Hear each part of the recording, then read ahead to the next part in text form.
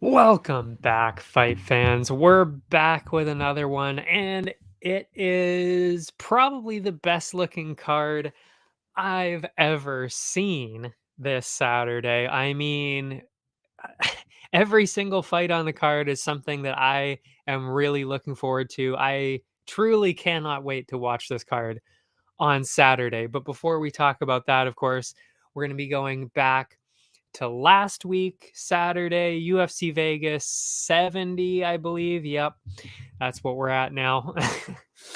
And the last one in the Apex Center for the next at least 2 months, possibly three. They haven't really actually even said when they're coming back yet. So that's a nice, I don't know. That's just nice. It's nice. So we'll go through that and then we'll go through this week's card. So we'll start with the prelims right away for UFC Vegas 70. And that, well, it was going to be Krylov and Span. I had to think about that because it didn't happen. But then, of course, the main event, as I just mentioned, did fall out again. That's the second time in the last few months. Yeah, it was December, I think, where the main event ended the day or got switched out the day of. That happened again. And I don't even know how many times the main event has been swapped out in the last few months, even with just within the last week or two. Just weird, weird stuff going on. I don't know. It's just bizarre. And I mean, the day of again, I mean, I don't know. I don't know. It's really weird to see all these fights getting canceled the day of. I mean, I don't want to say that anything's going on, but it seems kind of weird that this thing kind of didn't really happen. I mean, about a year ago, it would be kind of unheard of actually for it would just be bizarre for a fight to be ended or canceled the day of. You didn't really see it much except for outside of maybe some COVID things. And then and you never really saw you definitely didn't really see the main event that happening too. So for that to happen again, it is a weird sight, but and I mean, it was also the best looking fight on the card, really. So I mean, to see that fall apart was just like, oh man, this is getting brutal. That being said, though, still quite the event. I was, I mean, it at this point, it's kind of like I really do understand why people hate the Apex so much because it's not like it's not even that they're not putting good fights on. Well, I mean, last week, I mean, we'll put that aside. That was just a bad week overall. But this last Saturday, the fights were actually really good. All of them were actually pretty solid. I enjoyed. It was actually a solid week in terms of fights, but when you don't have any reaction going on, there's no crowd, there's nothing going on. It's kind of like, you know, you just want to get back into any kind of crowd. You don't even care about pay-per-view, stadium, arena, whatever. You kind of just want, even like 1,000 people, like a couple I don't know, you even just want something like that. You don't need 30, 40,000, and even like 10,000, 5, 10,000. That's all we need. I mean, yeah, I don't know. Anyway, we talk about that all the time. We'll move on. The first prelim of the night was actually one that I had talked about because, I mean, it was so intriguing, so exciting because the matchup looked so good. Definitely was right about it. It was one of the best fights of the night, and it was one of the most intriguing performances of the night. That was Narulo Aliv and Rafael Alves. I knew this was going to be close. I said it was going to be close. And, undefeated Narulo Aliv on the one side from Tajikistan. We saw his massive, massive, massive support group back in Tajikistan. I can't remember how many thousands of people. It was like over 10,000 outside. And it was probably, I think it was something like maybe 2 a.m. or something. I don't remember what the exact time was, but it was super late. They're outside I'm assuming there's probably snow on the ground. I mean, that area, kind of makes sense. I mean, there's snow here on the ground in Vancouver, and that's not even common. So just crazy, crazy support group. I mean, it's truly amazing. It really is. And he deserves it. I mean, he's undefeated. Now he's still undefeated. Incredible. But anyway, going into this, I did doubt him just slightly. Not the potential, not the talent, none of that. I didn't really doubt any of that. To me, it was that he's going against somebody like Rafael Alves, who is just a wrecking ball. Like, he is not like a normal fighter that you're going to get. And to make your debut against that, somebody who went 3 rounds with Drew Dober, well, almost 3 rounds with Drew Dober, and fought Terrence McKinney, I mean, this is a special guy. So I thought, okay, Aliv didn't really show that he can handle adversity that well. And Alves is going to give that to him. So I thought, okay, we'll put money on Alves. He'll get the finish. We'll go with that. We'll go with that. But as I said, I mean, Aliv, he's undefeated for a reason. So always knew this could definitely happen. And even if you don't believe that, I mean, it really was dead even. It ended up being a majority decision. So I mean, if you did have money on Aliv, it's like you were probably sweating there quite a bit. Because even like like I said, I had Alves, and I was just like, oh man, like there's actually a pretty good chance we could still get this. So it really, really was that close. And I really am impressed by both guys. But anyway, moving into the actual fight itself, I mean, Alves definitely was bigger and had heavy hands and legs early, which is why I was like, okay, this is definitely is going exactly how I thought it was going to, really. And then Aliv came in, I should say, exactly how he planned, slammed Alves into the canvas. And then I was like, okay, okay, we could have some problems here. Like, this is what I was worried about. And then Alves started throwing up the guillotine, fending off Aliv pretty well. I mean, that's what he does. He throws out guillotines. He's really good at them. So I was like, oh, okay. And I expected that. I knew he was good on the ground. So I was like, okay. Alves definitely, he even still has a chance on the ground to get a finish here. And Aliv really just kind of pushing him into the ground. Interesting though, both the fighters stood up after that, and Alves was complaining of a bite to the finger. Insane. I mean, clearly it did happen. There was a mark on his finger, blah, blah, blah. We know all that. Interesting. A point was taken away. I mean, I get it. He did bite him. So that's a foul. So that is a point deduction. I don't really have a problem with that, but it is kind of like, well, it wasn't on purpose. Like, he didn't purposely try and bite him, but you did it anyway. So you can't really argue. I see both sides of it. It's like, I get why they took a point away, but at the same time, it's like, it definitely was not on purpose. And he wasn't doing, he didn't gain anything from it. So taking a point away, I don't know. But I mean, I get it. I get it. Because you can't get away with something like that. But anyway, and then Alves, trying to get something going, walking him down. But Aliv kind of pushed him into the fence from there. And to me, it was a pretty clear 9-9 round. They were saying that on the broadcast too. I completely agree. Second round, Aliv went for a takedown as expected. I mean, that's just it. That's what he's going to be doing in every single fight. We know that. That's the whole style. You could call it a Dagestani style. He's not from Dagestan, but they're just across the mountains from each other. It's just that, I guess you could say, it's really just combat sambo. That's really all it is.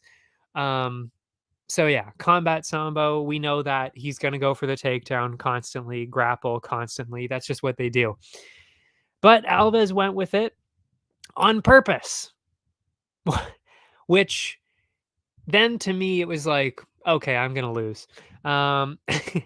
Because it had nothing to do with skill at that point. I still think, and I know actually, Alves is definitely the better fighter. He's just making stupid, stupid strategic errors because he purposely, like I said, he purposely got taken down. He went with the takedown, going for the guillotine, really locked it in, and I get it. I get it at that point. It's like, okay, he doesn't know what we know where the guillotine doesn't work out. Okay, fine, fair enough. But he did, got out of it. Aliv got out of it, I should say. He was on top. Mistake for Alves, obviously. Then Aliv started to get control, looked for the sub, then moved to a lot of ground and pound. Another round for Aliv because of the strategic error, which I feel like he probably should have known after the first round. Maybe let's not stay on the ground with Aliv. Maybe let's stay on the feet. You think? Third round, though, Alves opened with a huge knee, wobbled Aliv, which made Aliv shoot immediately. And this is what I was talking about. Like, if you land a knee like that, it makes sense. Like, okay, we're doing clearly way better on the feet. Let's stay on the feet. Let's do that. Let's do that the rest of the fight. He could have done it.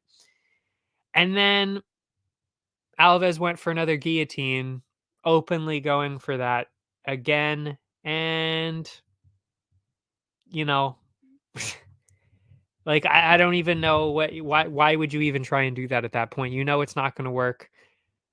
You're going to put yourself in a worse position. Just awful. Awful fight IQ. Awful.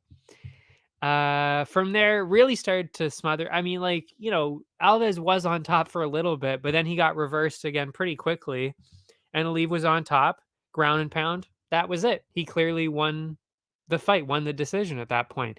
I mean, it wasn't even like I said, it wasn't even that Aliv did anything crazy. Alves just made 2 or 3 massive, massive, massive, massive strategic errors that lost him the fight.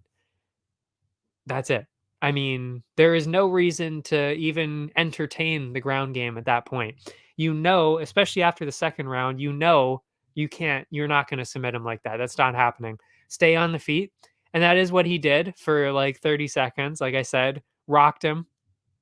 But then, like I said, I mean, he just didn't even try and shut down the takedown. He went with the takedown and then went for a guillotine again and then he paid the price for it. He lost the fight because of that. I mean, it's just like it's similar to what we've seen with other fighters. I'm trying to think.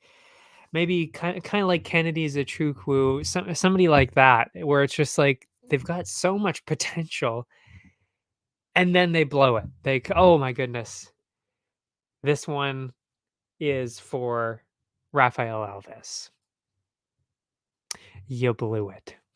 You really, really blew it. I mean, seriously. You had everything you needed to win. Even Alexander Hernandez, that could be another one. You had everything you needed to win, and then you threw it away multiple times. I mean, yeah. So Narulo Aliv, majority decision, only because of Rafael Alves completely, completely blew it. And again, I'm not even trying to take anything away from Aliv. He didn't make any mistakes. He was flawless. But it's pretty clear already that he's not, he's similar to, well, I wouldn't say Islam, but kind of like more of a Khabib kind of thing where the striking is not up to par, really. And he's just not not perfect enough for that to work. So it's like, okay, it works against somebody with terrible fight IQ like this. But when you start to go against better people that are smarter and well-rounded, he's going to have some real problems. But, am I impressed? I mean, yeah. He's 22 or 23, they said. Of course I'm impressed. And I mean, he can develop that. He can develop the stand-up skills. He can figure out how to deal with really, really elite striking like that. Because that was some pretty elite striking for sure. It was just the rest of it was just a complete whiff. I mean, you can't play into somebody else's game plan like that for Alves like that. You can't do that. So what am I trying to say here? I'm just saying Aliv, very, very good. Probably shouldn't have won this fight, but very, very, very good. And he definitely does have a very bright future for sure. Just got to tighten some things up. Definitely don't throw him in against somebody, that's super well rounded, especially on the feet, because you're going to have a problem. Because if you can't take him down and you're just pinning him against the fence, you're definitely going to lose next time. That's all. Second fight, Joe Selecki, Carl Deaton III. I mean, this was one that I put in every single one of my parlays. I knew Joe Selecki was going to win. I mean, really, he stood absolutely no chance of winning this fight. I mean, really.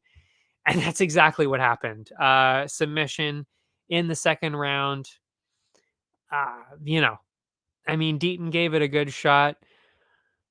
Selecki took him down fairly easily right away. I mean, took his back.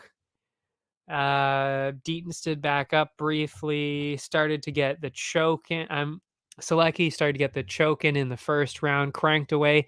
I mean, really credit to Deaton for just staying alive for that long. That's kind of what it was. Was not looking good at any point in the first round. Barely made it to the second, and like I said, that's where it ended. Really nothing at all. No, it was just an easy win, and we knew that was going to happen. Third fight, and this was actually the second prelim that I had talked about last time. One that I was very excited about. O'Day Osborne, Charles Johnson, and I was right again about being excited about this one.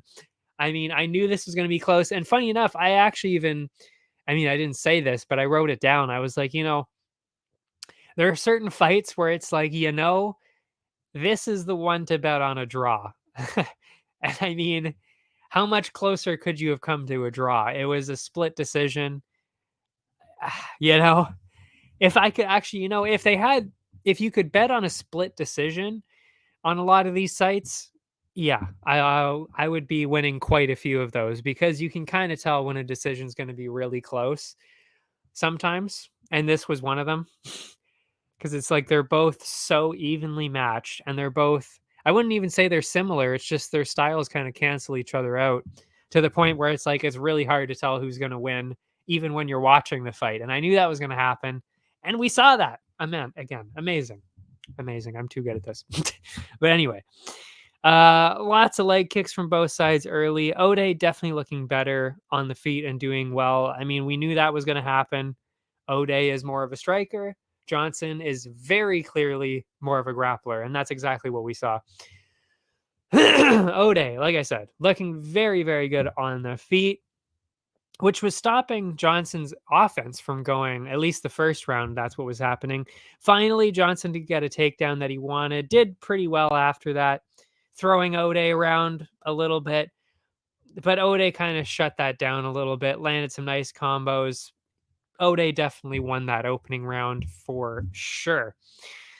Second round, O'Day opened with the striking, of course, again, then got hit by a truly one of the worst groin kicks I've ever seen, and it actually led to the longest break I've ever seen for sure.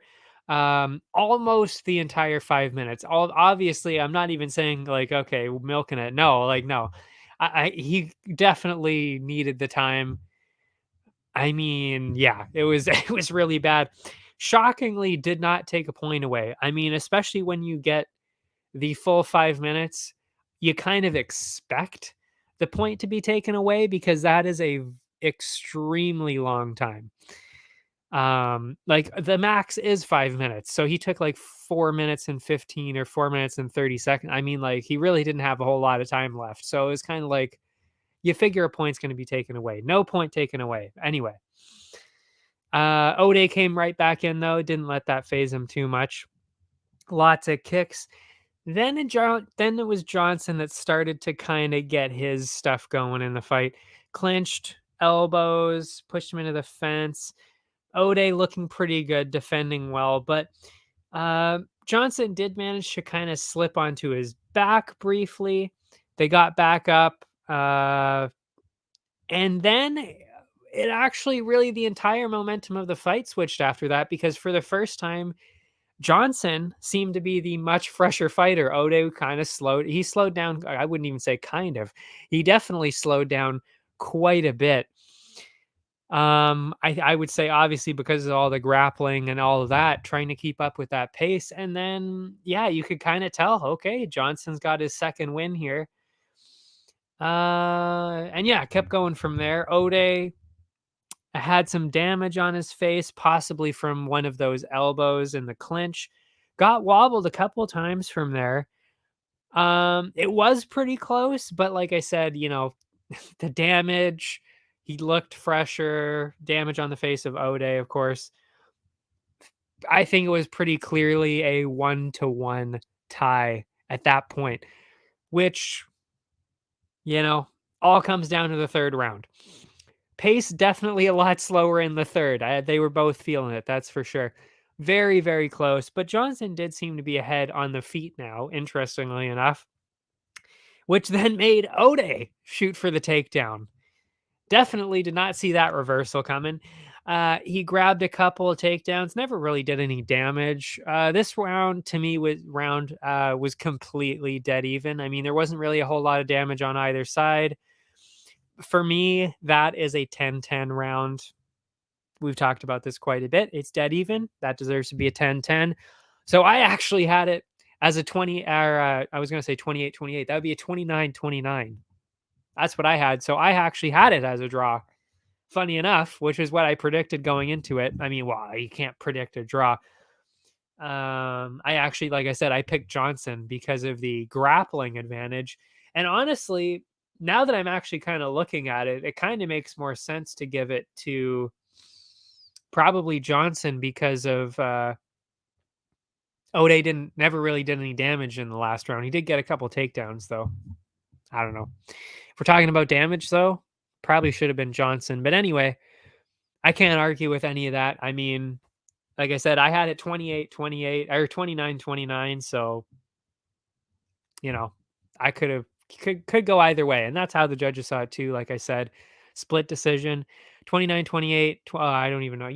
What a split decision is. We don't have to go into that. With with Ode Osborne winning. I mean, I don't really I can't even really say I don't agree because like I said, it was a tie to me. He got the takedowns. What can you do? Excuse me. Choking. Anyway, after that, Jordan Levitt, Victor Martinez. I knew Jordan Levitt was, again, that was another huge favorite for me. I don't really know why the odds were so close. I had Jordan Levitt by first round submission, so I don't know. I don't really know why the odds were so close. He did end up getting a TKO though, his first. I mean, technically he got a KO from a slam resulting, from a takedown. Actually, he got a knockout from a takedown, but never with his fist before. So insane that he actually finally got a TKO. Never would have seen that one coming. Definitely would never have bet on that. Yeah, pretty crazy stuff. But yeah, easy win for Jordan Levitt. No surprises there whatsoever. Jasmine Jasdavicius, as I have now been informed that is how it's pronounced, because I was watching, of course, Ariel's show, which I'm a little bit behind on, but I did see that, Jasdavicius, and I can't remember what the actual native pronunciation is supposed to be. It's Jasuda. No, I can't remember what it was. We'll just go with Jasdavicius because that's how she pronounces it. Against Fernandez, and I did not write down her first name. Knew this was going to be close again. I will admit I did go with Fernandez as well, just like GC on Ariel's show, though. I did go with Fernandez. I saw the same thing online. I mean, she's huge and she's looked really, really good in her fights.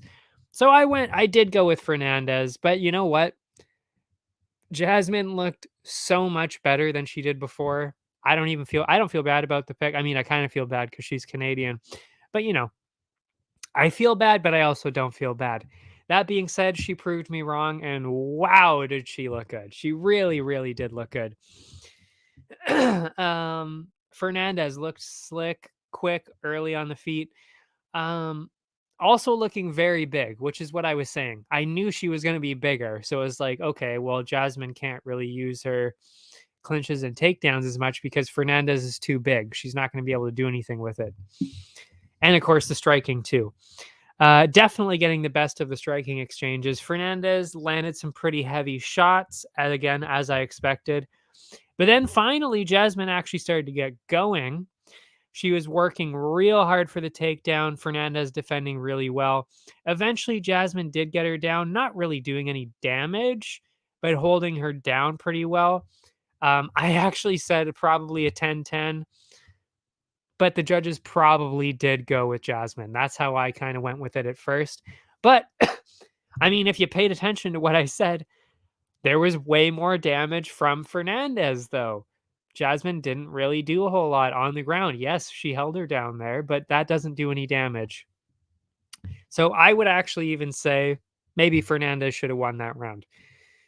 Second round, Fernandez heavy on the feet early, landed a lot of bombs. Sadly, though, started to get too close, and that let Jasmine get the clinch and eventually actually take her down again. Fernandez just had no way of getting back up. I mean, that was pretty clear at that point where it was like, okay, she can't get back up at all. And she will never be able to get back up.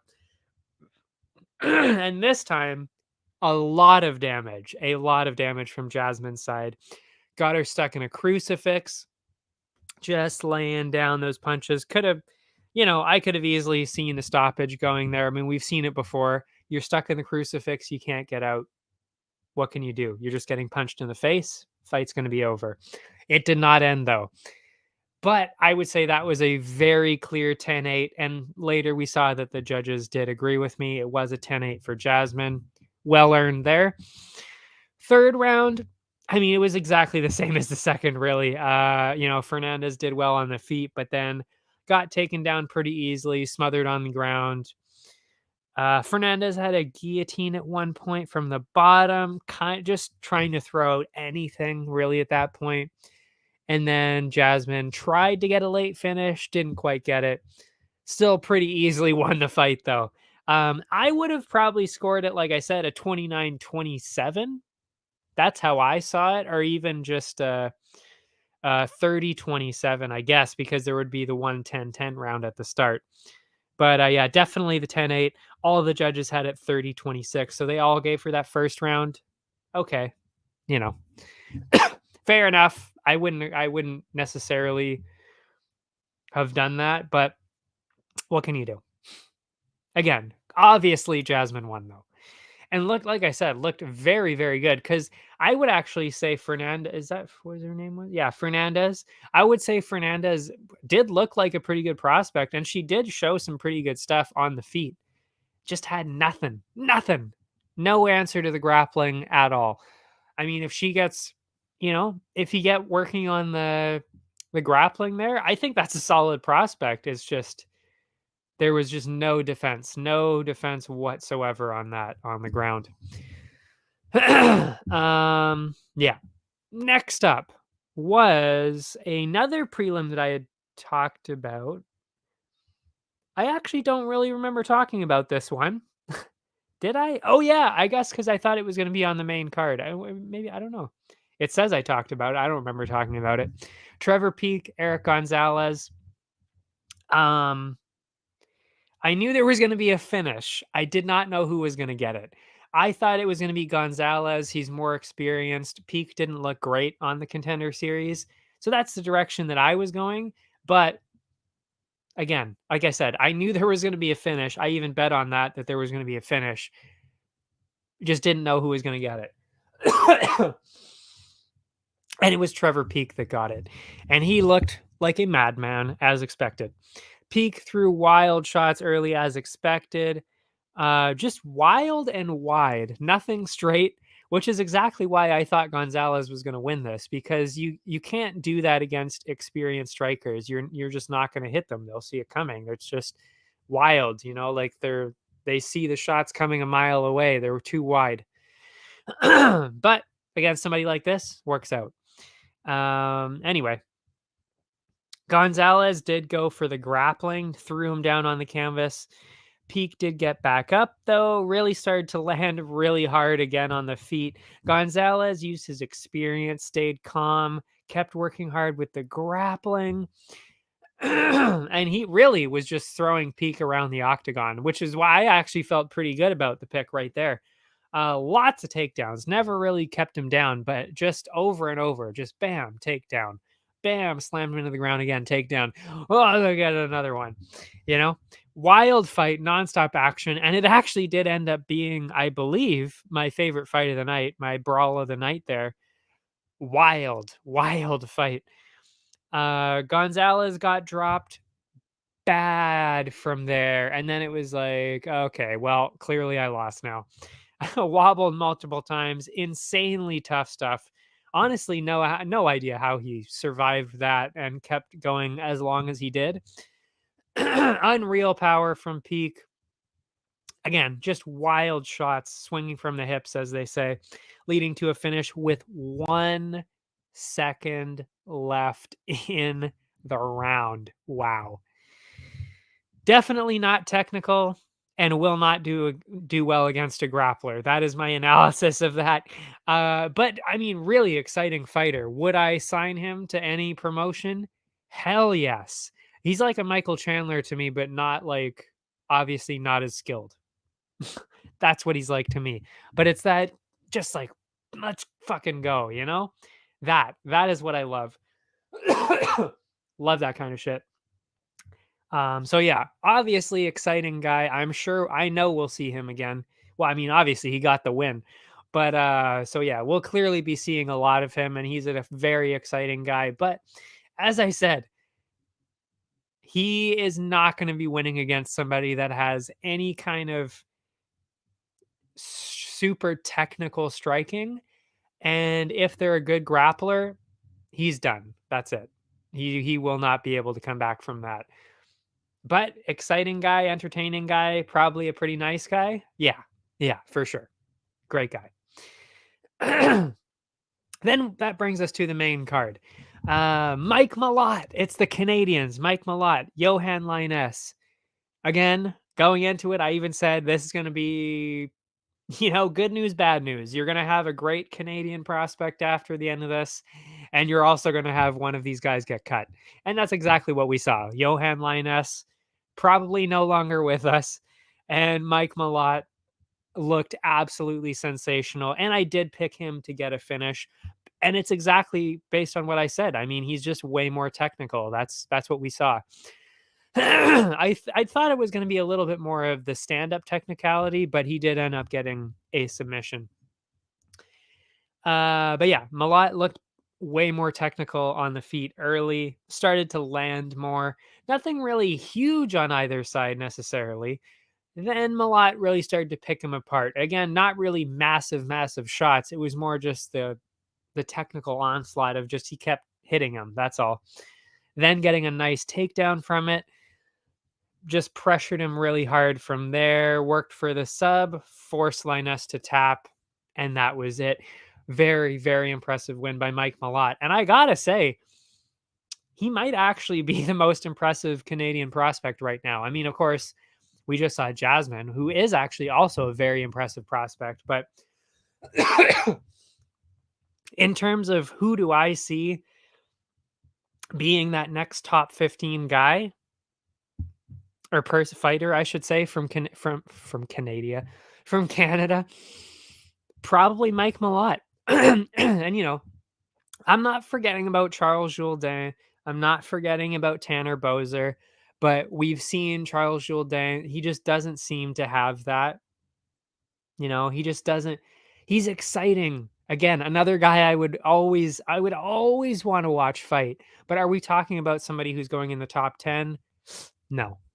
I'm sad to say no, probably not.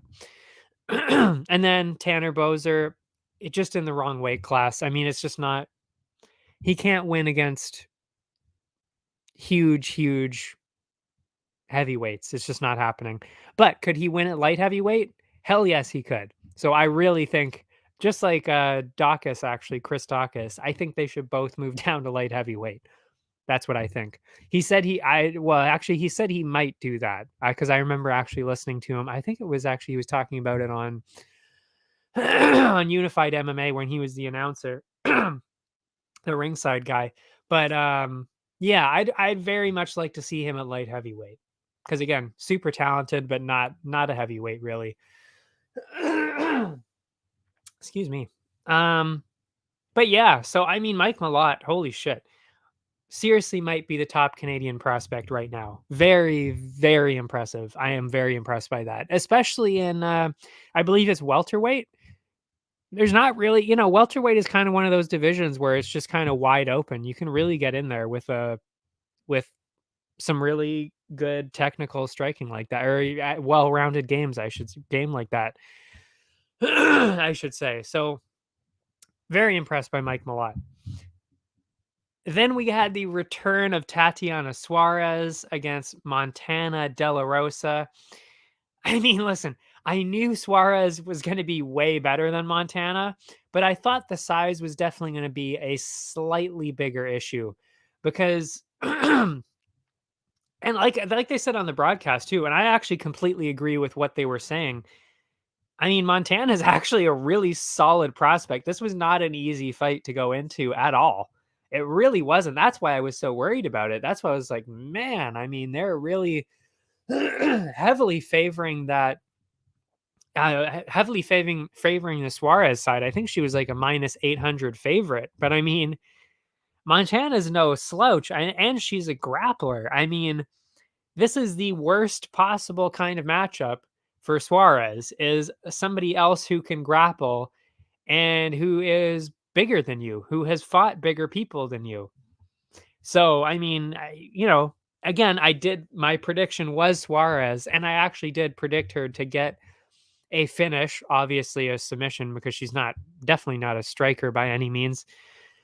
I mean, she is good on the feet too, but obviously more of a wrestler than anything else.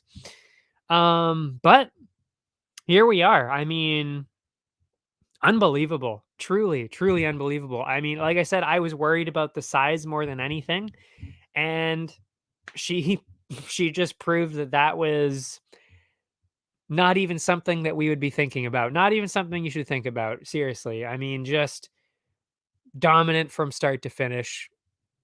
Nothing else to say. Suarez just absolutely ran away with that. And I wrote down here, I mean, yeah, I think at 125, I mean, that's a dangerous person, especially when we're talking about Valentina, who did kind of struggle with the, excuse me, wow, with the grappling recently. I mean, we'll see. We won't even see how that holds up against Grasso because that's not really an issue. But, I mean, can she do well against Blanchfield or Santos? I don't know. Suarez is exactly the same, just probably, slightly smaller than Blanchfield and Santos, obviously. But either way, I mean, she could do really well at 125. But listen, I mean, if she did this at 125, now you can see why everybody was calling her the next champ, the future champ at 115. Because if she can do that to 125ers that are good at grappling, she can do that to pretty much anybody. So at 115, definitely a title contender. I would not be surprised, truly, if they gave her not just somebody in the top 10 in her next fight at 115. I would actually say they're probably going to be giving her somebody in the top 5 next. I mean, they easily could. Actually, I would be a little surprised just because they'd be kind of rushing Suarez, I guess, rushing her. It's like Chimaev. You couldn't have rushed Chimaev. Like, he could have done top 5 in his second fight, but he didn't. It's like, what? Anyway, yeah. I mean, seriously, an actual, for real title contender at 115, possibly even 125. really. I mean, just absolutely sensational by Tatiana Suarez. Could not be more impressed. Again, I had never seen her fight before, except for in, just looking back on Fight Pass for the against Nunez I watched. So, I mean, yeah, pretty crazy to watch. And obvious, I would even say she might be better now than she was. I mean, I would hope so too. I mean, she's had a few years off, but she was still training the whole time. So clearly she was getting a lot better in that time, which you love to see. Co-main, co-main, that would have been Sakai. And now I can't remember his name. Sakai, and I have my notes here. I mean, I should probably just open it to be honest. Oh, the Face ID. My goodness. I need to find it. Hold on. Maze, Dontel Maze. That's who it was. And I mean, I this one was the easiest one for me to predict.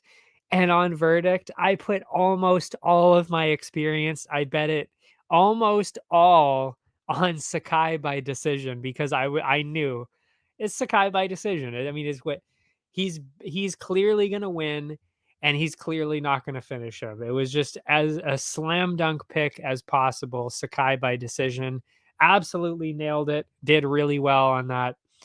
And yeah, that's exactly what we saw. I mean, Sakai definitely bigger, used his size, power early, pushed Mays into the fence. Mays seemed to be struggling to really even just figure out what to do because he couldn't really get any striking going. Obviously, couldn't get any grappling going. I mean, Sakai is massive. So he kind of just didn't really know what to do, honestly. Huge clinch game by Sakai. Landed about 20 knees in the clinch. Insane.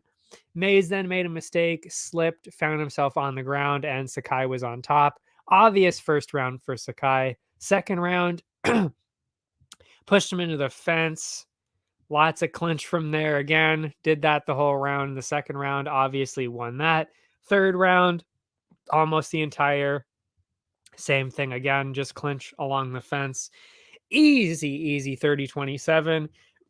Easy money, easy points, easy everything. Sakai by decision. Absolutely nailed it 100%. Too easy. Then we had the main event, the actual main event, as opposed to the one that we were promised, which sucks. And I'm not going to lie, this one surprised me quite a bit. Muniz finish. That's what I thought was going to happen. Just like pretty much most other people, I would say. At the very least, I thought Muniz was going to get a decision. I mean, I put a lot on Muniz here. I didn't see it come. I really did not see that one coming at all. I I don't really like Brendan Allen at all. Really, I don't like him at all. But especially hate betting in fights that he's involved in. I have lost almost. I'm not even joking. I have lost almost every single bet that I've made in a Brendan Allen fight. I've bet against him, I've lost. I've bet for him, and I've lost. I don't know what to do with this guy. I should probably just avoid him at this point. I should really just bet on finish or an over under. What do we, I'm just betting on the over under at this point with Brendan Allen. I should just completely avoid it. No idea what this guy's going to come up with at any point. But yeah, that was the bet though. Muniz finish, of course, because of the jiu-jitsu. We've seen this. What was I gonna say? Allen definitely more active on the feet early, landing a couple combos, definitely landing more, stumbling him a couple of times, which we knew, it's like, okay, Muniz isn't necessarily this crazy striker. So I was expecting him to kind of be like, okay, whatever, I'll take it on the feet and then go in, for the takedown. Did take him a while. Just really waiting for the opening. So there was nothing for Muniz really for the first little bit. Then he finally shot in with a takedown and did not quite get it. And at that point, I was like, I've made a horrible mistake. Allen is going to win. It's terrible because it's like, especially now that I've seen, obviously that I've done so much research and seen so many fights in general, I can tell.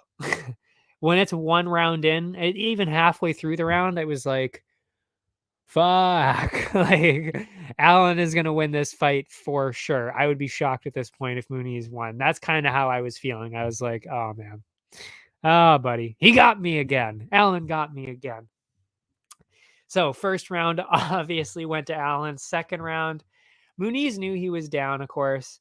Smart guy. Came out harder because he didn't really do anything in the first round. So he really came out looking to get something done this round.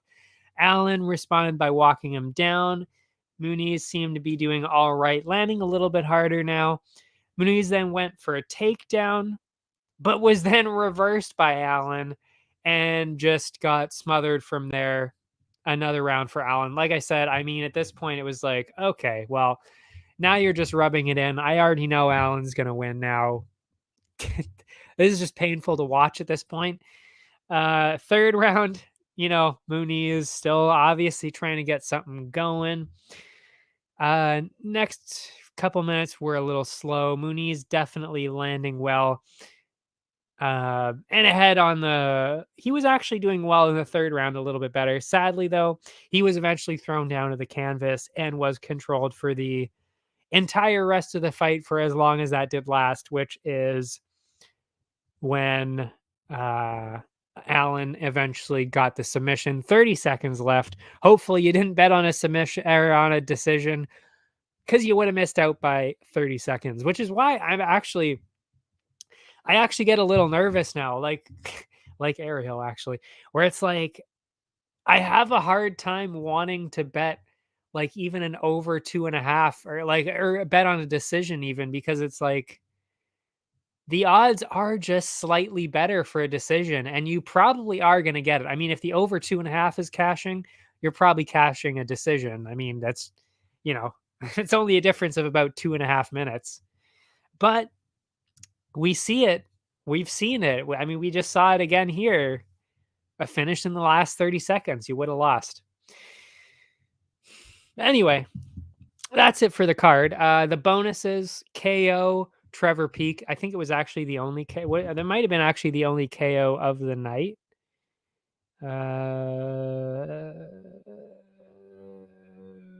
I mean, Levitt got one, but wasn't really a KO. It was like, okay, well, whatever.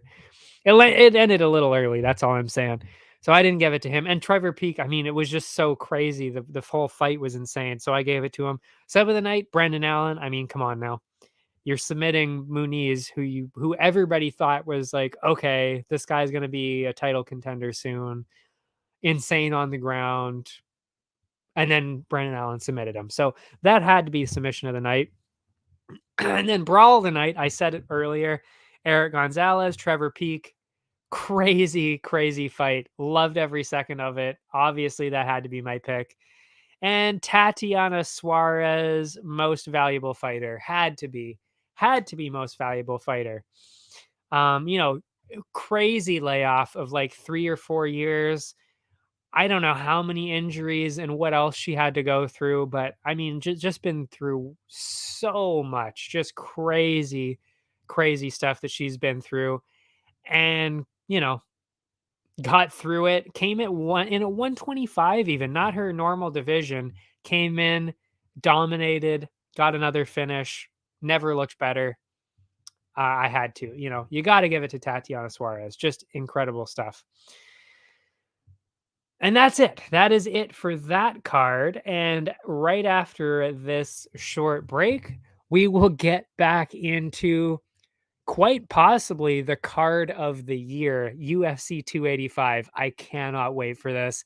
I will be right back right after this. Allow me to introduce Pie Stick Vodka, a new way to celebrate victory. Gather around the glass with an award-winning, ultra-premium Canadian-made vodka. You probably won't listen, when I say high stick vodka has a smooth, hard-hitting taste, or that it's developed in the birthplace of hockey. You won't listen when I say high stick vodka is a tribute to the game of hockey, or when I tell you it's distilled 4 times using Canada's purest mountain spring water to provide an authentic, remarkable flavor. But maybe you will listen when I say it comes in a f***ing hockey stick. Showcase your passion for hockey with our limited edition hand-blown hockey stick bottle. Whether you're celebrating victory or drinking to defeat, High Stick Vodka is better after every shot. Visit us at highstickvodka.com. It also comes in this regular bottle. Celebrate victory. Drink responsibly.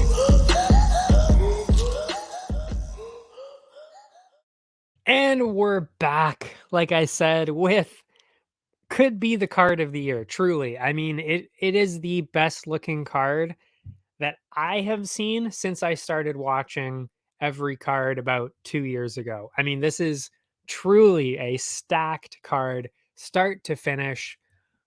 Unbelievable card. And we will start with the first one on the main card. Mr. Bo fucking Nickel making his UFC debut. I mean, I don't even know what to say about. I mean, like, yeah, he's a massive favorite. I don't even know what to say. Like, if I had the money, I would be putting 100K, 200K on Bo Nickel for real. I mean, there is an absolute 0% chance that he's losing this fight. I mean, put this guy. The odds, of course, are not amazing. So you're not really going to get a whole lot of return out of it. But listen, if you've got Drake kind of money, you know, millions, put it on Bo Nickel and you're going to get a guaranteed payday. I mean, it's just, yeah. And I would even say, like, again, to even just further that,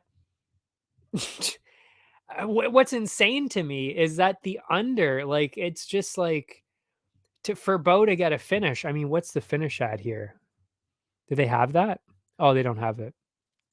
But I guess you could, you know, parlay together or same fight parlay, you know, Bo Nickel under 1.5. I guess you could do that too.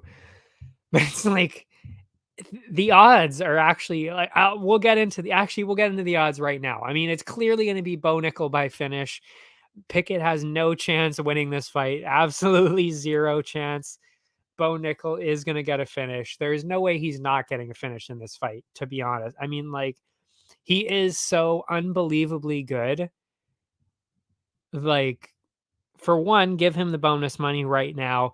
2, I mean, yeah, just cash that check in now. I mean, it's like, it's free money, Bo Nickel. That's what it is right now. But yeah, the odds, I mean, minus 1,700. That is 1,700 for Bo Nickel. Rightfully so. I actually thought truly, it's actually kind of insane that the prices never really get too high for MMA, because with this kind of matchup, like if this was boxing, Bo Nickel would be minus 10,000. Like, no joke. That's what they kind of cap out at a little bit. It's either minus 5,000 or minus 10,000 when it's like, okay, this person's obviously going to win. You would think MMA would translate the same, but it doesn't. So, I mean, really, when you compare it, you're actually getting quite a bargain at minus 1,700. But, you know, there's so many ways to make money out of this fight, though. I mean, like, I don't know if I'd be throwing money on a specific finish, but I mean, I would actually, but, you know, like, not massive money. Like, I'm not saying put $1 million on Bo Nickel by first round submission, but, you know, would I put a couple $100 on a first round submission for Bo Nickel? Yeah, because I'm pretty sure that's exactly what's going to happen. Could he get a knockout? Yeah, of course. He could even get ground and pound. Of course, that's still a knockout. But, you know, like, he's just so clearly superior in every facet of being on the ground that it's just like a submission does make a lot more sense. Yeah, so that's the way I'm going with it. So if you're looking for prop bets for this one, that's what I would be doing. I would be going for a first round finish. That's it. And I mean, really, and this is where the over under comes in, which is what I was talking about. The under, like I said, it's at 1.5. Obviously, that's as low as it gets. They don't do anything else for over unders anyway. So, and that's at minus 300. Minus 300. I mean, like, you know, like I just said, minus 1700 for Bo Nickel. If you know he's going to win in the first round, which, I mean, how is he not going to win in the first round? A minus 300? That's like getting, like I said, that's like getting Bo Nickel at minus 300. That's unfucking believable. Like, yeah, put a lot of money on that. So yeah, I mean, there really is some real money to be made on this. It's just, you just need to know how to do it, which is, like I said, you go for the you either go for a finish, which they don't have on Bet99, so I can't really give you the odds for that right now. But it will be on a lot of betting sites. I'm sure it'll probably be at minus 500 or something, a Bo Nickel finish. But listen, it's literally 4 or 5 times better than just picking Bo Nickel. Like the return is so much better, and guess what? It's still free money. So yeah, incredible opportunity right here. Bo Nickel finish, cash it in right now. Then we've got one of my favorite matchups on the entire card. I mean, it might be a sleeper for a lot of people because maybe they don't necessarily know the names as well. Mateusz Gamrot, Jalen Turner. I cannot wait for this. This is going to be super exciting. And I'm not really sure which way it's going to go. I mean, it's really going either way on this. I obviously do have an opinion on. I mean, why else would I be here? But I do think that Gamrot does have a fair advantage, though, only because he is one of the best grapplers I've ever seen. I mean, truly unbelievable grappler. Yeah, lost his fight to Beneil Dariush in his last one. It was close. It was kind of, I don't even know why. I can't even really point to one specific reason why he lost to Dariush. It's kind of just Dariush is just that good.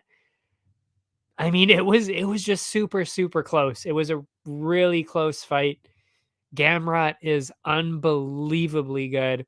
And that's really his only loss.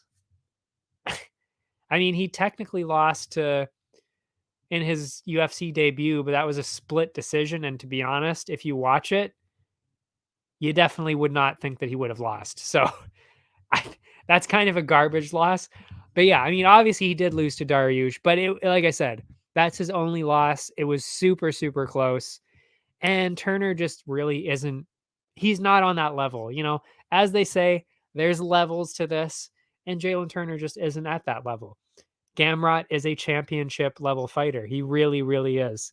I mean, he held on to the KSW belt for a while, and he's probably the best champion they've ever had. I mean, he really could. He was basically one round away. I mean, if he makes a couple of different moves against Dariush, he's looking probably at a title shot right now. So, I mean, he's absolutely incredible. As for Turner, I mean, he hasn't always had this success. He hasn't. He's lost a few times here and there. Really, he's just had some incredible performances recently. That's kind of what he is right now. I'm not saying he's a hype machine. You know, he's not that, but he is really good. But can he compete against somebody in the top 5? Honestly, I don't think so. And that's what Gamrot is. He's a top 5 guy. He's got the reach, but Gamrot doesn't really care about getting hit. He's never been finished, and he won't be finished this time either, I wouldn't think. And that's kind of all Jalen Turner has on him, is he's got a huge reach.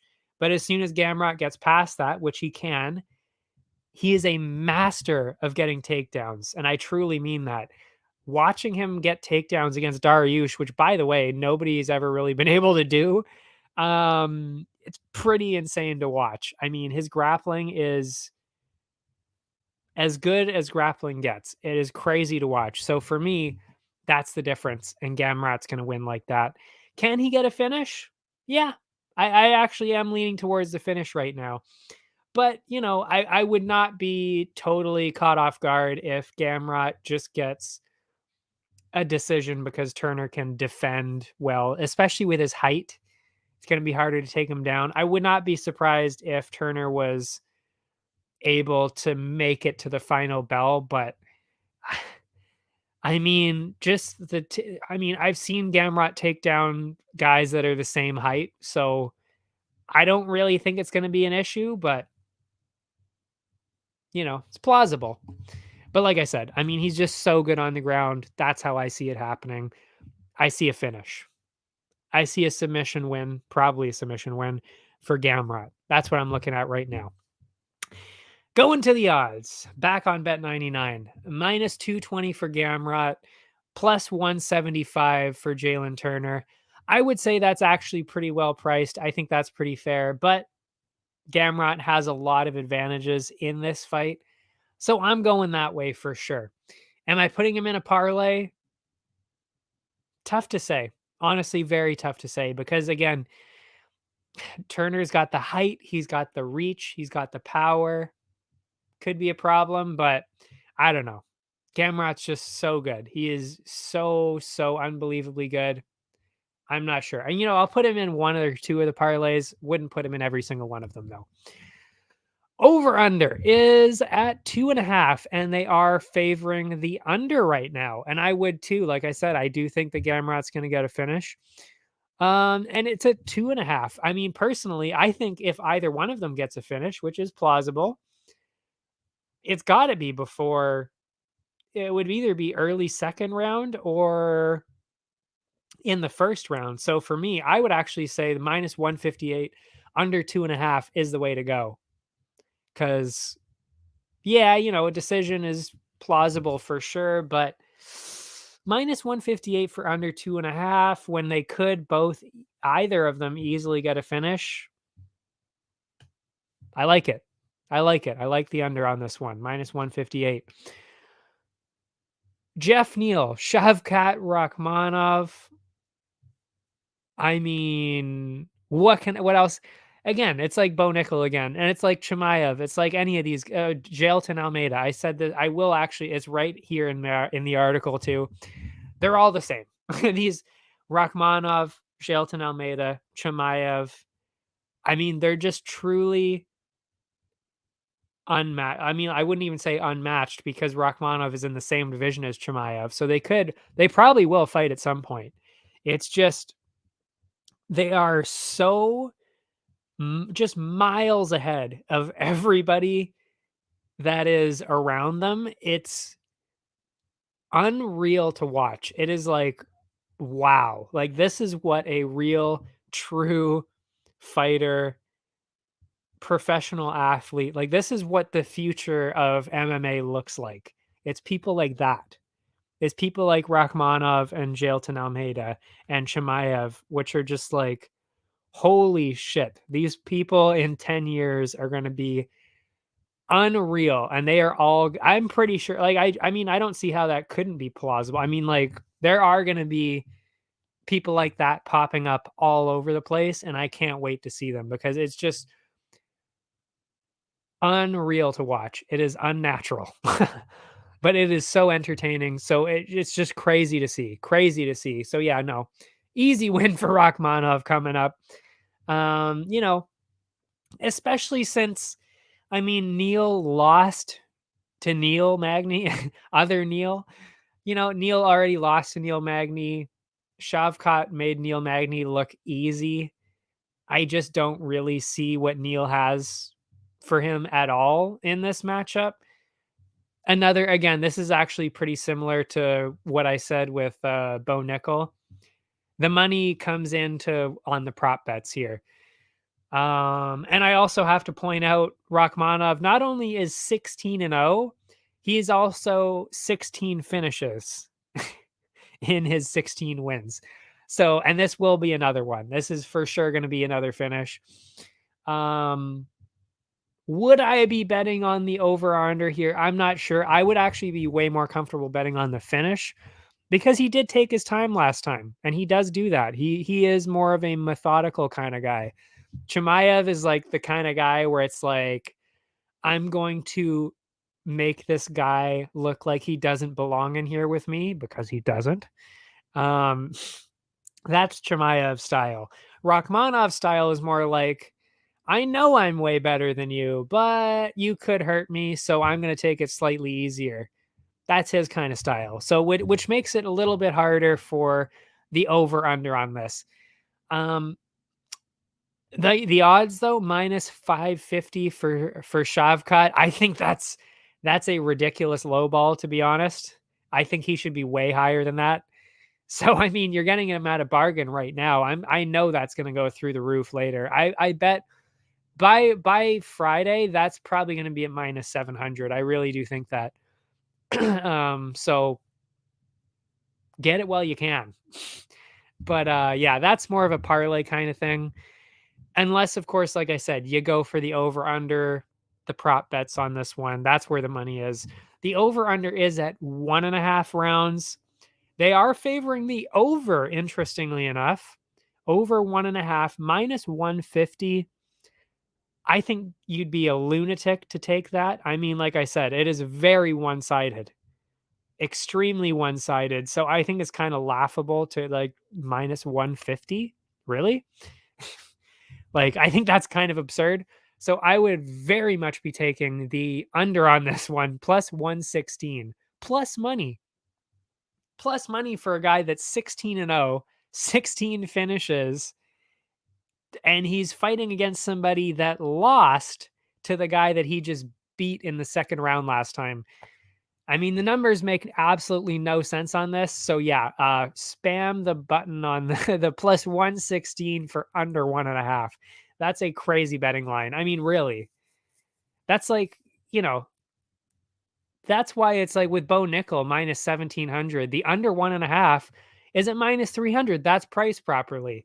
This is not priced properly at all. Plus 116 for under 1.5. I mean, that's psychotic. So yeah, definitely be putting money on the under 1.5 plus 116. Shavkat, we're going for it. But like I said, obviously, even if you don't want to go with the over under, maybe he gets a finish at the end of the second round.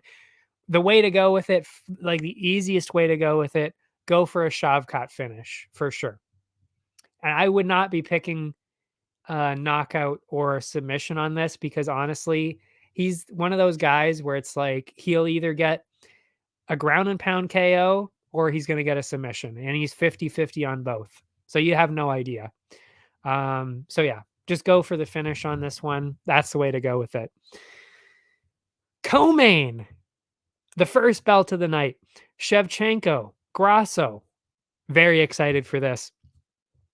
I will say the odds a little bit inflated, but it's Shevchenko. What can you do? Her odds are always going to be like that, except for against a grappler, which Grasso is not. And that, is why they're priced like that.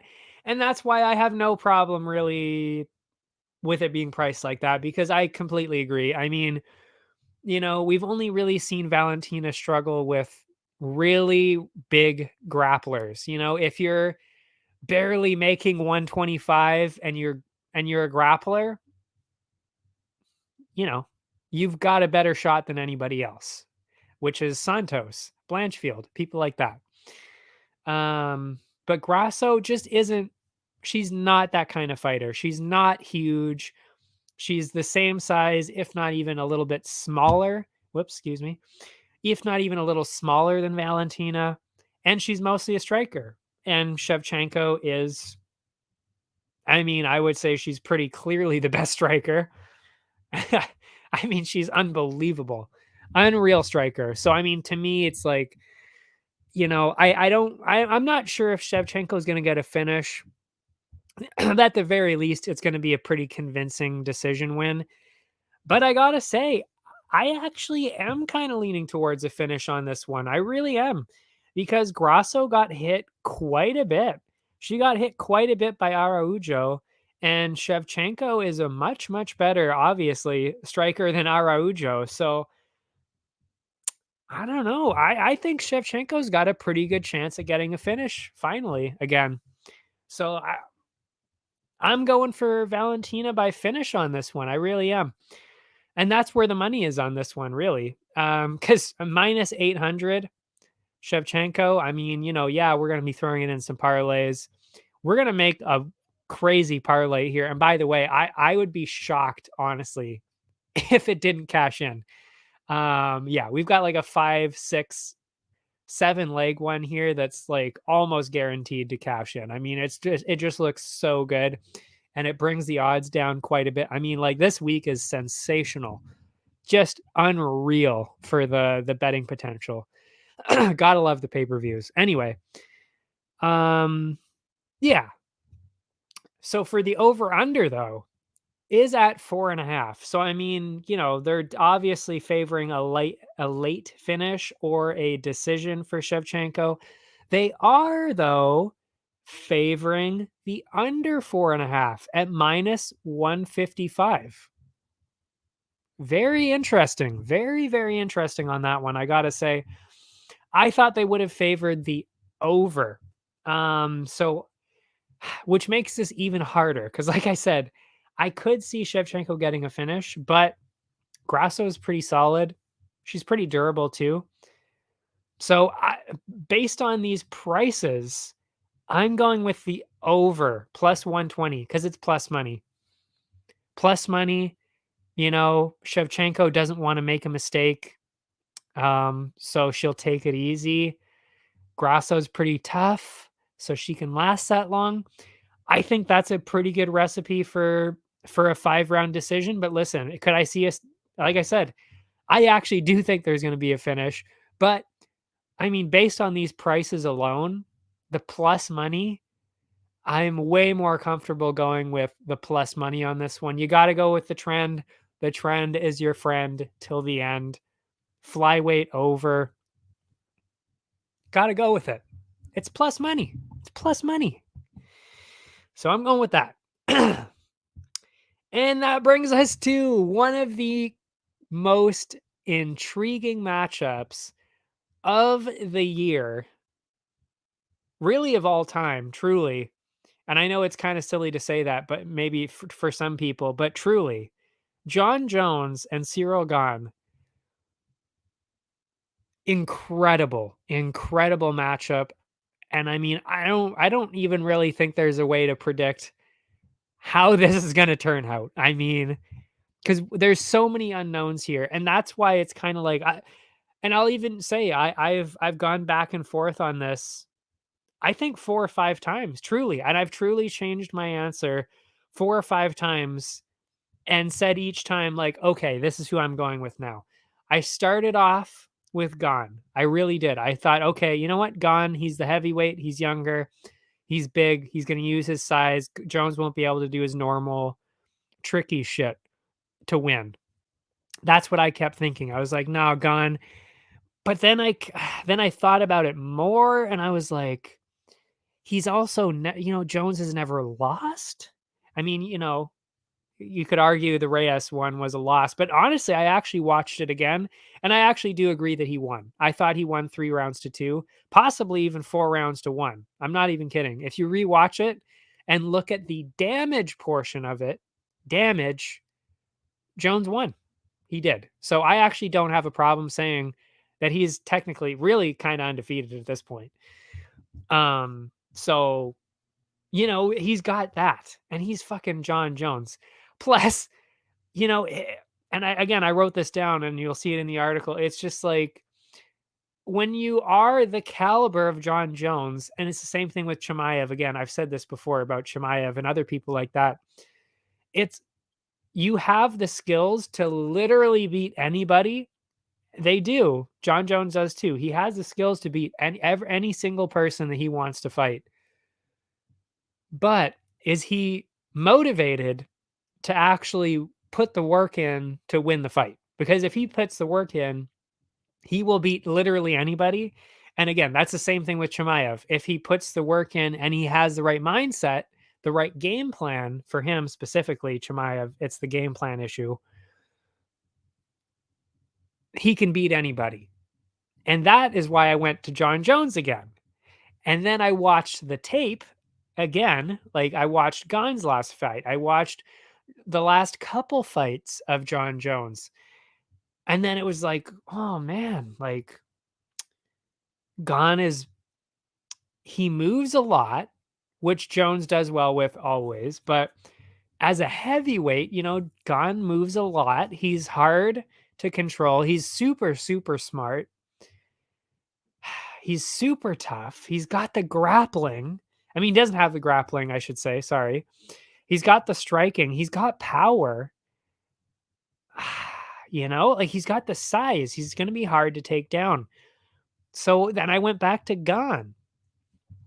But I will say, and I don't think I'm going to change my mind anymore. I can't guarantee you that I won't change my mind, but I think I've settled on John Jones now, and I'll tell you why. I've settled on John Jones because of the grappling, which is what I just alluded to like 30 seconds ago when I said Gane is not really a grappler at all. And that is the difference for me. And it's also the fight IQ. Like, yes, Gane has incredible fight IQ. And honestly, I think after John Jones is gone, I think it's really just a competition between Cyril Gane and Tom Aspinall. And we'll see that quite a bit, I'm sure. We'll probably see that matchup 2 or 3 times. That's my prediction, actually. Aspinall, Gane, we'll probably see that play out 2 or 3 times. I really do think that, because they're just so much better than every other heavyweight that's around. That's just a fact. Like they're just so much better. Except for Jailton, but he's more of a light heavyweight, so I'm not sure. He's big enough, he could do it too. But anyway, we're getting off track here. What was I going to say? So yeah, I've settled on John Jones because of the grappling and because of that John Jones fight IQ. He just doesn't know how to lose. Truly. And it sounds funny to say, but the guy just wins.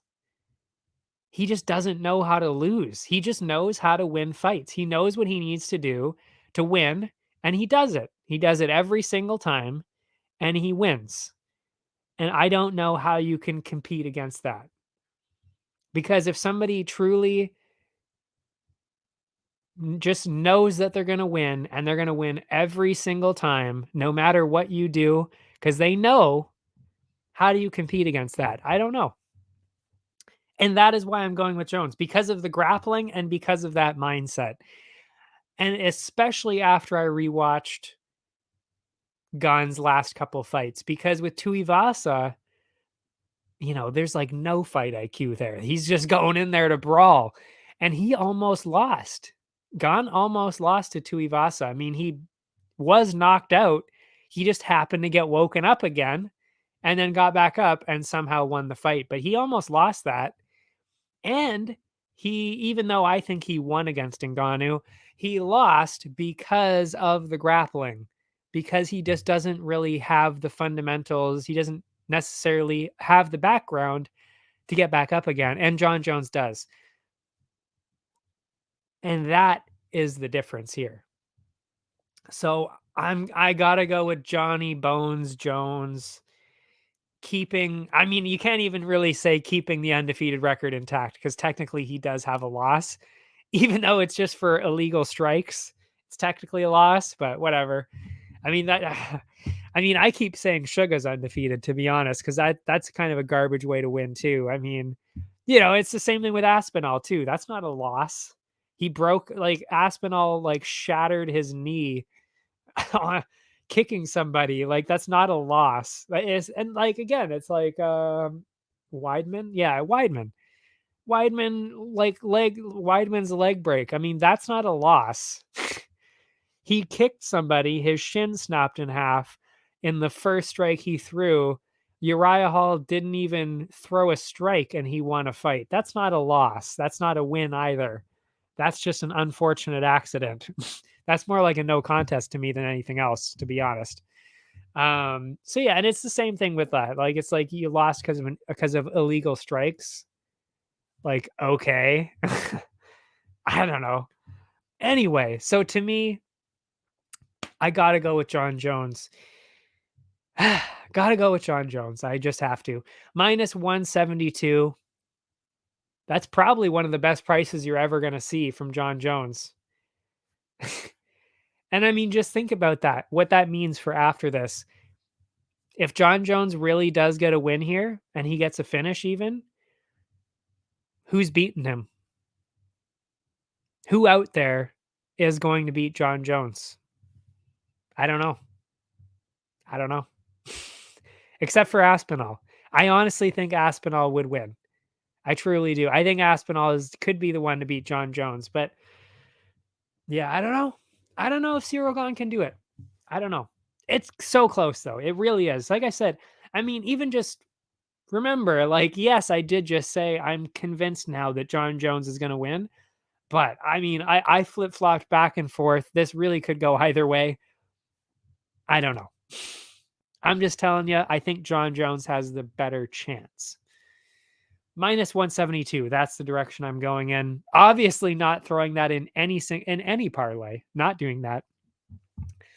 And the over under is favoring the over 4.5 at minus 148. And I really do think that's the way to go. I don't really think either guy's going to get a finish. And the only finish, I mean, I could see maybe Gahn getting a KO. Maybe if he kind of, I could see Gahn getting a KO if he catches Jones off guard. Like he's maybe just thinks he's a little faster. Jones just kind of underestimates the speed and gets hit, doesn't see it coming, gets, knocked out right away. Or we could see, I don't know. There's a lot of this heavyweight now. It's not light heavyweight anymore. And a knockout could happen at any moment. And as for John Jones, I could see him getting a submission win. So those are the finishes on either side. But I would say I would heavily, heavily favor the decision more than anything else because they're both very smart. They're both very safe, very calculated. I think we're seeing a decision because of that. So I'm totally fine with going with the minus 148 at over 4.5 because it just makes more sense. They're both way too smart for that kind of thing.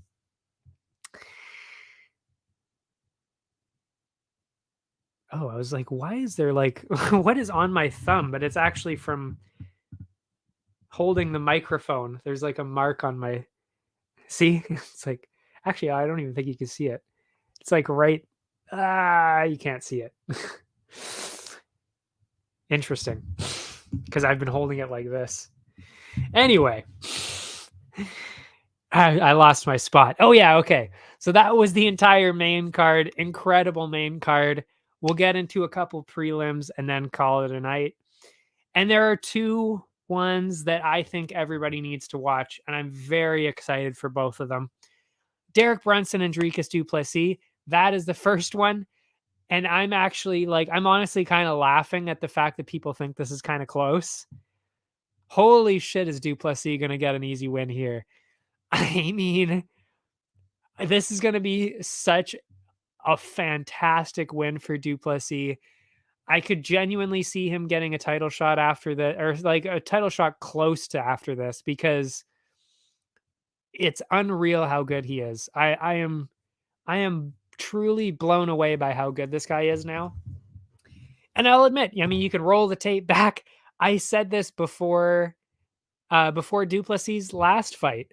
I didn't think he was that good. I thought he was just fighting people that are like, okay, well, they're not taking him seriously and he's just knocking them out because they're not really paying attention. And I actually do maintain that on some level that these other guys really could have done a lot better and maybe beaten him. But after what I saw against Darren Till, yeah, this guy's something else. This guy is unreal, and he is massive, massive. Brunson, I truly believe Brunson does not really stand a chance here. Du Plessis is huge. He will, I mean, it's just way too hard to take him down. It's going to be way too hard for Brunson to do that.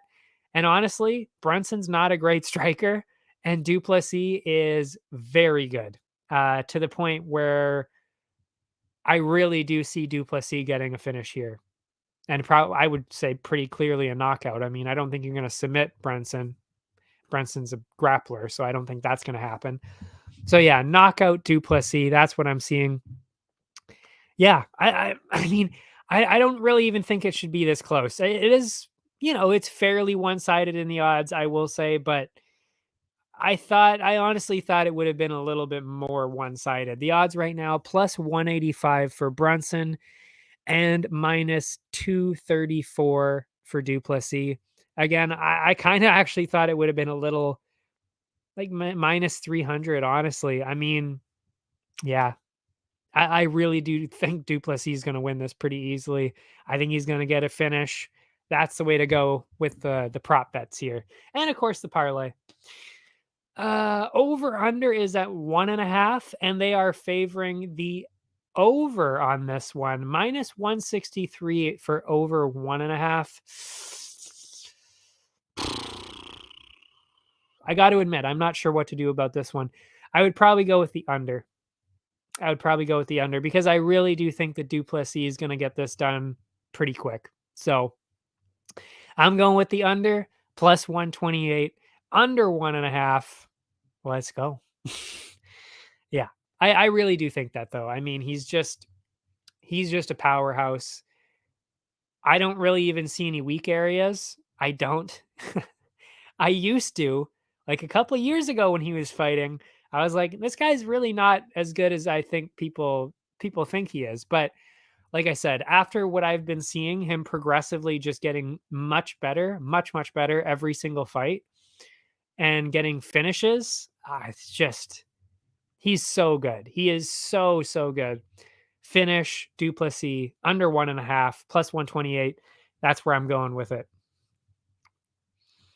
But yeah, I would say the safer way to bet, though, is probably just on a Du Plessis finish. But again, we don't have those odds, so can't really do that. Now we've got, the other one, Cody Garbrandt, Trevin Jones. I hope I don't regret saying this, but I think this is finally Cody Garbrandt's, I wouldn't say easy win, but this is his chance to finally get a win back and just, maybe have one or two more fights after this, right into the sunset, and that'll be it. But I really do think this is his best chance at getting a win. Trevin Jones has not done well at all, really. I can't remember the record. I didn't write it down, but he's got at least 5 losses. I think it might even be 9 losses. It's like 13-5 or 13-9, something like that. So, I mean, he's not the top prospect. And Cody Garbrandt, he's been struggling. But this is something that he should win. He really should win this. And if he doesn't, that's it. He should seriously just leave at that point. And I hate to say that because I actually think he's pretty awesome, but yeah, I don't know. So I really do think that he's going to win this one. I mean, he had a decision against Font. I think it was 2 years ago. It was pretty close. He looked really good there. That was his second last fight. I mean, he's fucking Cody Garbrandt. He's pretty good. It's just, he struggles when he gets hit really hard. So yeah, but I don't know. Like I said, I just really think this is his best chance of winning a fight. I really think he can get it done. So that's the way I'm going. Cody G. And he is the slight favorite in this one. So, I mean, slight favorite, and I really do mean that. So there really could be a decent amount of money on the line here. Cody Garbrandt, minus 175, and Jones is at plus 142. So I'm obviously I'm going towards Cody Garbrandt. I said that already. Minus 175 is a good price. I mean, really the only reason it's that low is because we just saw Cody Garbrandt get knocked out in like 2 minutes to somebody at flyweight instead of bantamweight. So like I totally understand why it's like that, but I mean they're just not on the same level. That's all. So yeah, I'm going Garbrandt for sure. Over under is at 1.5. And it's pretty even. They're slightly favoring the over 1.5. I don't know why it's at 1.5 now that I'm thinking about it, because I'm pretty sure this is going to be going to a decision. They both go to decisions almost exclusively. So I don't really see how this I'm going with the decision, or definitely the over 1.5 for sure. Minus 129. Minus 129 for over 1.5 for two guys that are in a lot of decisions. That's a no-brainer. Minus 129. That is a fantastic price for that. Yeah, and plus 100 for the under 1.5. Not doing that. I mean, again, if it was 2.5, I'd consider it for sure. But 1.5, come on now. Obvious choice. And I did just realize I never actually gave the over under or any odds at all for Jones and Gane. Jones is actually the favorite at minus 172. Gane, or actually maybe I did. Gane is at plus 140 right now. So like I said, it is very close. I'm actually a little surprised that Gane is not the favorite. Because when I think he was when it started, now that I think about it. But yeah, because when I first heard about it, I was like, well, that's a terrible matchup for Jones. And it really is. It's actually pretty much the worst matchup he could come back to in heavyweight. It really is. So I don't know. That's interesting. That is interesting that Jones is now a favorite at minus 172. The over under is at 4.5. They are favoring the over, minus 148 for 4.5. I mean, like I said, that's the way I'm going with it too. I think that's a pretty clear way to go with it. Again, I could see them getting either one of them getting a finish, but it makes way more sense to go with the over. And I actually, now that I'm thinking about it, I might have gone over the odds already. Whoops. But we went over them again. It's okay. And now we've got the parlays to talk about. And there are so many, like I said, there are so many parlays. And honestly, I would be shocked if we didn't cash in a 6 or 7 leg one here. I mean, I've done that regularly before, but this is like the perfect card for it. I'm a little weirded out by the first fight, I will say, Ribovic and Rajabov, because Ribovic is undefeated, I believe, and he's fought in the UFC. Rajabov is the favorite, and I picked him too, but you know, that's a tough one. So I would actually stay away from the parlay on that one. But the next one, Basharat minus 450. I mean, the guy's just insanely good. Both of the Basharat brothers, insanely good. Minus 450, lock it in. Tabitha Ricci over Jessica Penne. I mean, Ricci's minus 313. She deserves every last point of that. She's good. Penne's kind of on her way out. Locking that in for the second leg. Cameron Simon is not going to lose to Mana Martinez. He is so good. So good. I'm so impressed by Cameron Simon. Teammate of course, Dricus du Plessis, both from South Africa. Incredible. Locking it in, minus 313 as well. Machado, minus 750 against Keenan Song. Locking it in. That's a fourth leg. We could go, I mean, I'm not going to lock in Baggio or Araujo. Those are my picks for those. So we're still at 4. Dricus du Plessis, minus 234. Locking it in for leg number 5. Bo fucking Nickel, leg number 6, minus 1700. You could even honestly, you could maybe even lock in Gamrot, but I'm staying away from that because Jalen Turner is pretty good. So I'm staying away from that. Rachmanov, Shavkat, minus 550. That is, I believe, I think we're at 7 legs, 6 or 7. Shevchenko, minus 800. So we're at 7 or 8 legs. And I mean, honestly, pretty fucking confident about all of them. Like, truly, truly, like, very, very confident about all of those ones that I just said. So, yeah, there's some real massive, massive money to be made on this card if you know who to pick. And like I said, I just told you who to pick. I really do think that a lot of these are complete locks. I mean, like, come on. Bo Nickel, Shavkat, Shevchenko, Duplessis,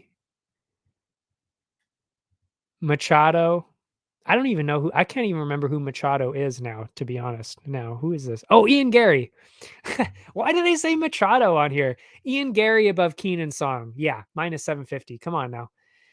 And Cameron Simon, Tabitha Ricci, Basharat. I mean, they're hugely, hugely favorable matchups for all of those people. So, like, yeah, I mean, the parlays on this are going to be absurd. I cannot wait. I cannot wait for this card. It's going to be so good. Wall to wall, every single fight, super entertaining. The bets off the charts. I mean, the profit off the charts here. I cannot wait. This is going to be such a good week, especially even just in terms of the entertainment alone. Even if you don't bet, it's going to be an incredible card. But yeah, that is it for me. If you want to watch anything about any other sports, Area 51 has got you covered. I've got all the MMA stuff. All my socials are below: Instagram, YouTube, Twitter, all that good stuff. And yeah, I will I will be looking for my outro now. But I'll be back next time to talk about this card. And then, of course, it's not actually even UFC Vegas. I don't even know what they're going to call it because it's in Vegas, but it's not at the Apex. So I guess would they still call it UFC Vegas 71? I actually don't know what they're going to call it. I have no idea. But yeah, it's that card, which I believe is it Jan and Valishvili? I think it might be. Yeah, I think it might be.